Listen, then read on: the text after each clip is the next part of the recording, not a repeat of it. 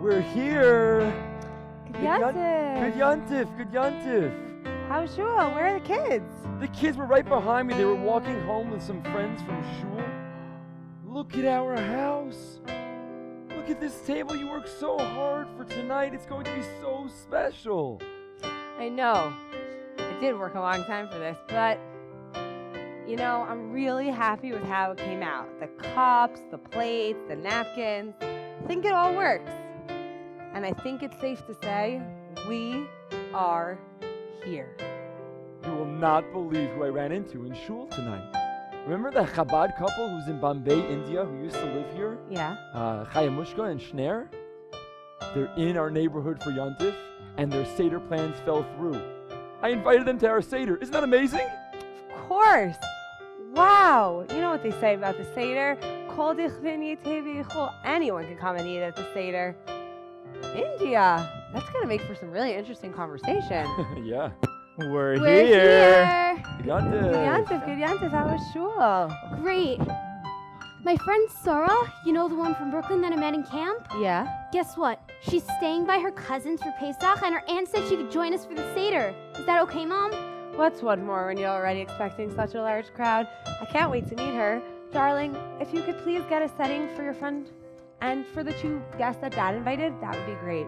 Okay, great. Because you know my teacher, Mr. Ashbab. Well, in the end, he says he can come. Wow, that's great. Sure, he's going to add a lot to our discussions at the Seder. He's from Iran, right? Does he speak any English? Well, in class, he only speaks Hebrew. But I'm pretty sure his English is perfect, too. I mean, this guy's really brilliant. Okay, so we have Mr. Ashbab from Iran. We have Alana's friend Sarah from Brooklyn. The Chabad couple from... India. Right.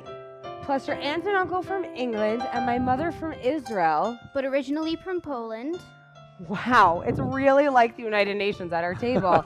Well, if there's anything that can unite Jews from different cultures and different communities, it's the Seder. I guess we'll just have to wait for everyone to arrive. We're here. Hello, welcome. Good Aziz Yontif. Pesach, thanks so much for having us. It's so good to see you. Welcome. Thank you. Yontif. Come on in. We're here. I'm coming. I'm sorry. I'm so sorry we're late. The traffic was unbearable. I'm Hello, so the sorry. traffic was Happy so holidays. See you. Happy holidays. Hello, nice to Happy meet you. Don't worry holidays. about it. Oh my We're gosh, still you waiting guys for are my so mother big and since for I've seen Alana's lots. friend and David's teacher.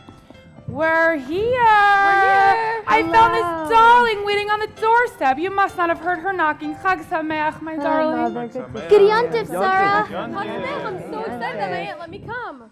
Oh, salam alaikum. Anyone home? We're here! Oh, Mr. Ashbab, come on in. Oh, thank you. Here, let me introduce you to everyone. It's my father, my mother, my grandmother, my aunt and uncle, my old neighbors, my sister and her friend. Wow. I hope I don't get tested on that. Chag Sameach. Well, now that we are all here, I think we can begin the Seder.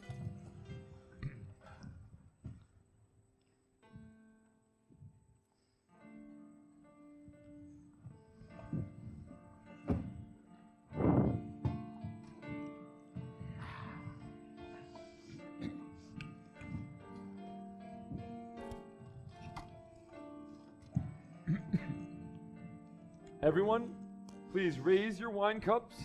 We are here at the beginning of Magid.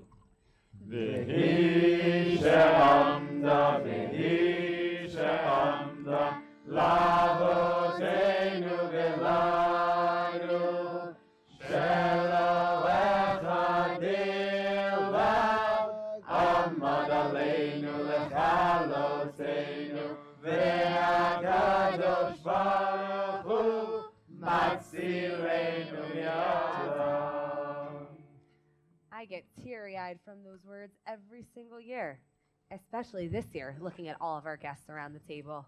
The Pesach Seder truly is the ultimate form of resistance. Resistance? Doesn't resistance mean fighting? Well, in some ways, yes. Resistance means to fight against the forces that threaten you. But resistance can come in many different forms. It isn't always about fighting. Sometimes it can be unarmed, quieter, and a little bit more subtle, but no less powerful. Like what? Well, resistance can come in the form of education. Or spirituality. Or music. Or in Kiruv. Or passion and perseverance. Don't forget prayer. No, that's the food. I bet each of our families has its own story of resistance in times of persecution and oppression. Certainly, from where I come from, I've seen my fair share of resistance. I've told you many times about the oppression and the stories of my time in the Warsaw Ghetto during the Holocaust. But now that we mention it, I can also remember so many moments when our daily routines in the ghetto were their own forms of resistance. Even at a time of unbearable oppression, we found ways to live. And in that very living was its own form of spiritual resistance. I know it's hard to practice today, my children, but our performance will go on, no matter what is happening outside our school. But what about the Nazis' orders that our schools must close down? And what about the rumors from the neighboring towns that the Jews are being sent away? Where do you think they're being sent? Last night, my mother told me that it's only a matter of days until we are forced to move our class into someone's home. And then how will we have our performance? Let's not worry too much. Let's let the music take our minds off of the things that make us sad or scared. Is everybody ready? Chins up, my dears. Stand tall and proud. No one, not even the Nazis, can take your courage or your pride away from you. Imamin, animamin, animamin,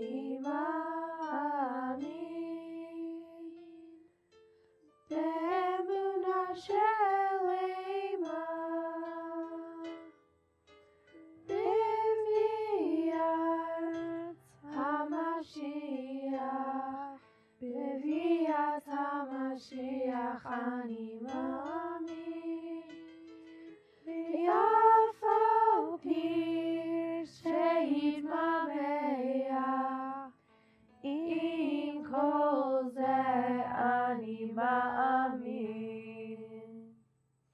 Mrs. Goldwasser was the greatest teacher I have ever had.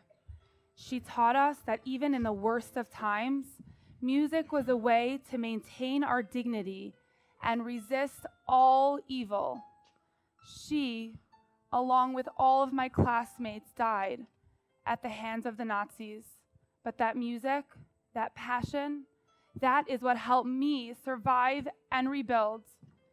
And look at what I have here today. My family also has a story. We come from Mashhad, a huge city in Iran, where a few Jewish families relocated to in the early 1700s. The surrounding Muslim population made life for the Mashhadi Jews very difficult. And by the early 1800s, the hatred had grown to such heights that the Jews were forced to make a choice: convert or die.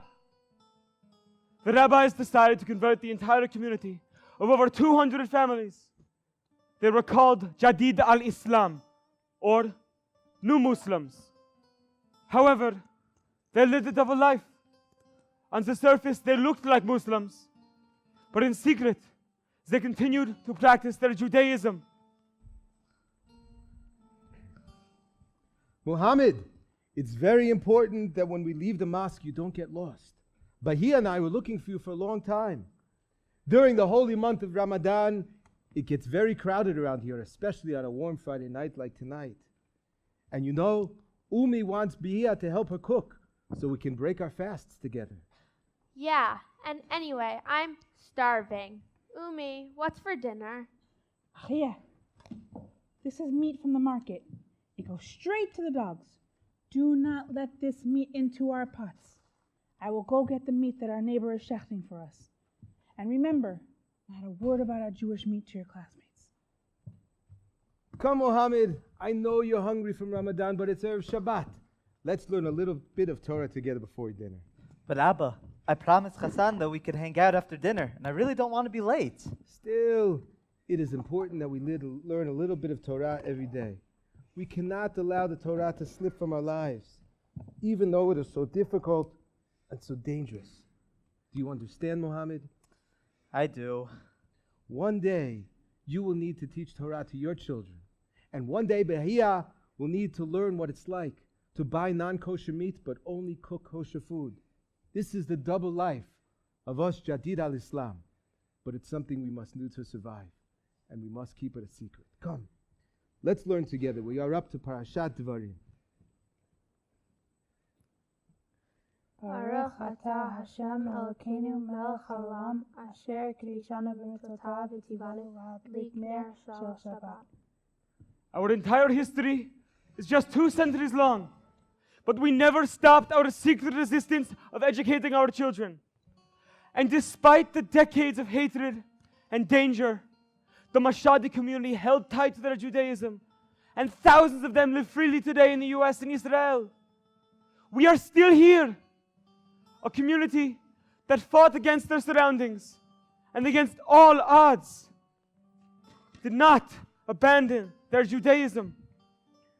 We have incredible stories of resistance because it is our job as a Chabad family to spread Judaism to the farthest corners of the earth, just as the Rebbe wanted. To people who have little to no connection to their Judaism, we bring them closer to the Torah, and in this way we are resisting forces of ignorance and assimilation. Just last month, my husband and our son met a Jew from India in the most unlikely way. Tati, I really don't think we're going to find any Yidden around here. I mean, look, this is the dingiest youth hostel I've ever seen. Oh, you never know. You might find a Yid, Mendel. Maybe the Eibishter had a reason for us to run out of gas in this very spot. Perhaps there's a Jew who needs our help, and we're here, Dafka, to find him. But look, the reception desk is empty. Taka, the rooms are too. Well, there are towels hanging outside. There must be at least one person here. For one person, you want us to go through all of this trouble? If that one person is a Jew, it is no trouble at all. If that person is Jewish, it is doubtful that he's anywhere to eat for Shabbos.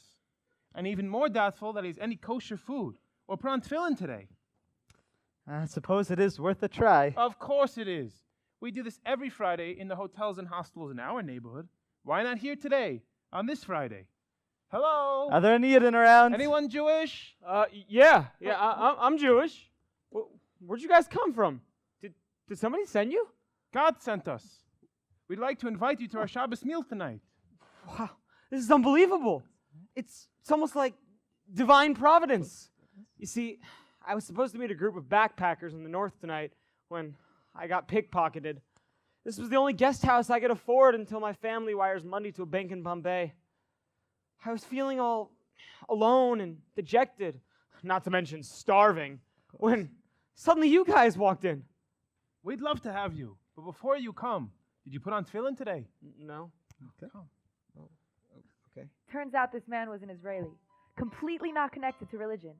He joined us for Shabbos that night and was so inspired that he decided to commemorate Shabbos in some form every single Friday night of his year-long backpacking journey. He just contacted us last week, saying that when he returned to Israel, he started making Shabbos in his home. He had never made Shabbos in his whole life before he met our family.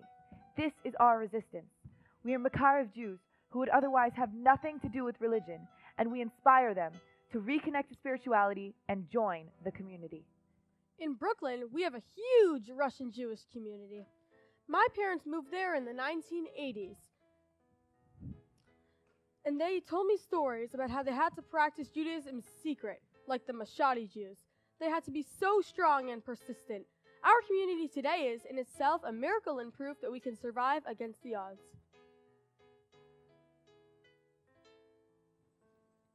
A C? How could I get a C? Maya, what's wrong? I just don't understand. I completed all my assignments, I did well on all my tests, and I was the best behaved in class. How could I get a C? It is because you are Jewish, Mayushka. They're giving you a C because you are Jewish. But you know what? We're not going to let this get you down. You are smart, you are kind, and you are going to succeed. Just remember, never give up.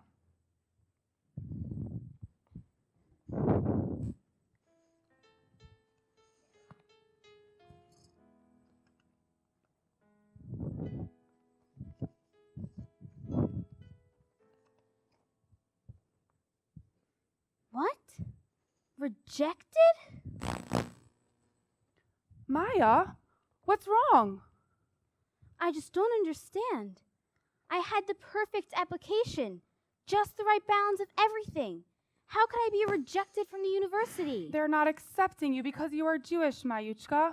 But you know what? You are not going to let this get you down. You are smart, you are kind, and you are going to get in next time. Just remember, never give up.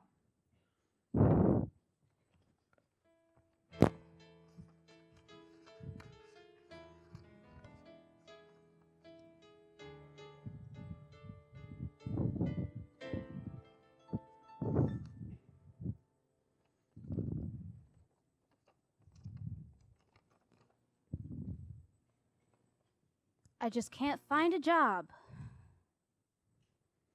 Maya, what's wrong? It took me a year of being rejected from the university because I am Jewish. And now that I am old enough to be able to apply for a job as a teacher, no schools will accept me again because I am Jewish. Mayushka, you did not give up when they lowered your high school grades, and you did not give up when they were rejected from the university, and you will not give up until there is a school that will accept you to let you be the best teacher that I know that you can be. Your persistence is what makes you so inspiring. And because you are a Jew, you are stronger and braver than any other teacher out there. We Jews know what it means to survive against all odds. Pick up your chin and remember, never give up. My grandmother's persistence and drive to succeed is what made her into one of the greatest teachers I ever knew. She was 37 when she and my mother moved to Brooklyn, and one of the first things she did was go back to college, just for the thrill of it, just because she could. She told me she will never stop learning as long as she is alive. She is 88 now and still taking college classes. Her resistance was persistence. Although Toby and I technically come from England, our families are originally from Germany. My grandparents were among the most influential members of their community. And when they sensed what was going on all over Europe, they fled to Palestine. It wasn't called Israel yet, after World War I. My grandfather was involved in one of the greatest acts of resistance that I know. He was one of the first to blow the shofar at the Kotel. Today, people do it all the time. But to blow the shofar at the Kotel under British rule in the 1930s meant to risk your life. We are here on a mission. Our shofars will be arriving shortly. They are being smuggled in by the women. Once they arrive, we will go down to the Kotel, and immediately following the Ilah, we will sound our Tikiyah Gedolah. But first, we must decide now which one of you is ready to take on this risk. And what if that person is caught before he even gets a chance to blow the shofar? Each one of you is prepared to do this. If one of you is arrested, we will try for the next one. You've all had plenty of practice holding and blowing the shofar. Any one of you can do it. And when the tikiyah is over? You can be certain that the police will mobilize immediately. They're already on high alert at the wall. They know it's only a matter of time until somebody attempts this. Once they hear the sound, they will be on the look for us. It will be a matter of seconds until they figure out which one of us has the shofar. So we should run in all different directions to distract them? Yes. Even though we've been fasting all day, we must think on our toes and move quickly, no matter what.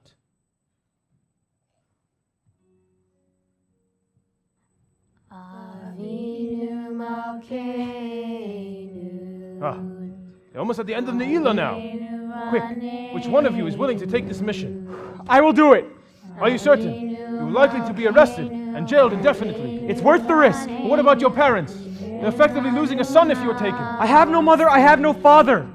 I'm here, alone. We are here to give our lives to the resurrection of the Jewish people. I have to do it. Okay, good. Good luck. May God bless you with courage and strength.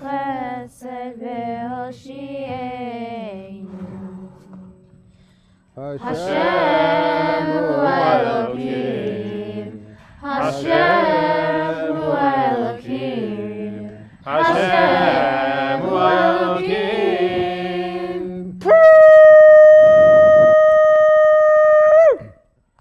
My grandfather was arrested immediately after he blew the tekiah.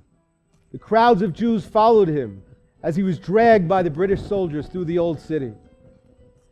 And then they came and they sang to him in Hebrew that soon they would return to free him. And as the mobs pushed up against the British soldiers, my grandfather ran for his life. Luckily, he was fortunate enough to escape. But unfortunately, so many others were not. But yet, each and every year after Ne'ilah, they returned to blow the shofar. This was their form of resistance. Wow. I never really thought that all these things that come so easy to us today, kosher food, Jewish education, tefillah, even just blowing the shofar, could be considered forms of resistance. I never looked at it that way before. We are a strong people. Like a sabra plant, if you cut off an arm, throw it somewhere, no matter where it lands, it will regrow again. I don't feel like we have to show resistance much today. We aren't being oppressed and we aren't being persecuted. Yeah, and we can live proudly as free Jews wherever we are, especially because we have Israel. I mean, just look at us. We are here, sitting around a table in complete freedom. But that's just the point. Like our Seder, Jewish resistance thrives even in the freest and calmest of times. We are here. That very statement means we have triumphed in the past, and we must continue to do our part in Jewish resistance even today. But how? I mean, we're just kids. We go to Jewish school. We go to Jewish camp. We're not putting up any kind of fight at all. But that's just the point. Going to Jewish school and going to Jewish camp could even be considered a form of resistance. It's dafka when we Jews feel like we don't have to do the work in order to continue our traditions and our religion. That's when we begin to lose ourselves. Just because we live in this time, we must never forget. B'chol dor vador, omdim aleinu l'chalotenu. In each and every one of our generations, there are forces that threaten our very existence. And just like in the stories we heard tonight, we must identify and find ways to resist those forces.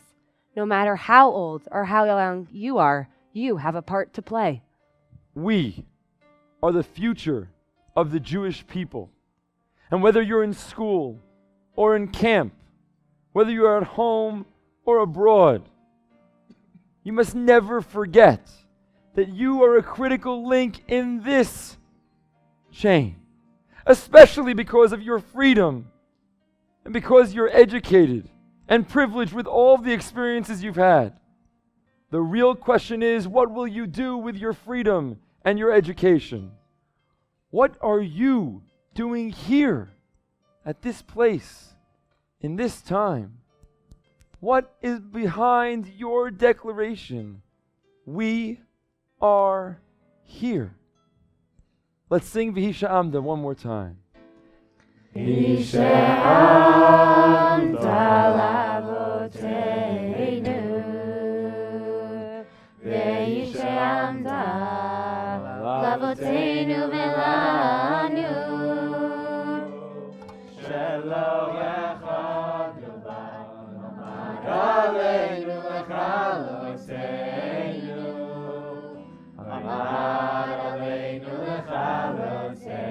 We invite you to join in our singing to make this even more meaningful.